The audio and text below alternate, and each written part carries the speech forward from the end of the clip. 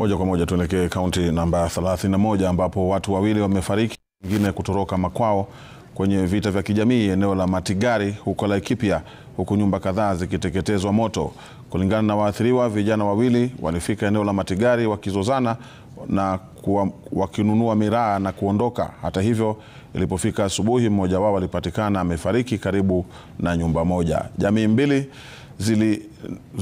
zilizokuwa zikizozana katika vita vya kulipiza kisasi zikilaumiana.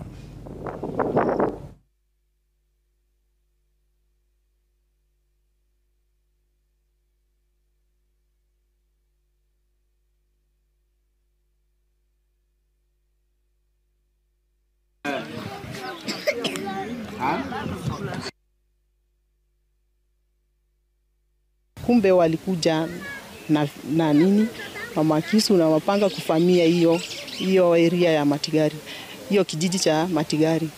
Sasa wakati watu wanatoroka, yeye alikuwa amebaki kuchukua bagi yake ati ndiye aende, ndio alikutwa. Mimi hata nilikuwa namwambia twende, wachana naye, akakutwa.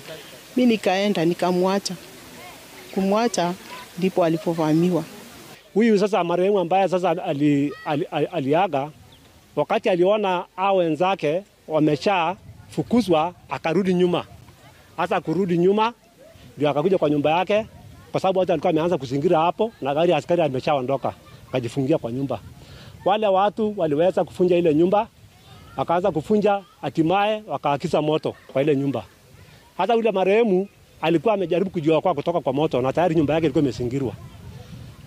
Jamaa kuruka kwa nyumba, akakimbiza kijana mpaka kwa nyumba mwingine ambaye ni neighbor yetu hapa Msamburu, akakufia hapo. Sasa si hakuna kitu iko, hakuna manyumba, hakuna mali. Sisi tunaenda na maana hiyo, na serikali itapasali mnisaidie sisi. Na mali aliuliwa mtu yetu, sisi aturudi hapo. Apasari serikali atafutie mali ya kukaa.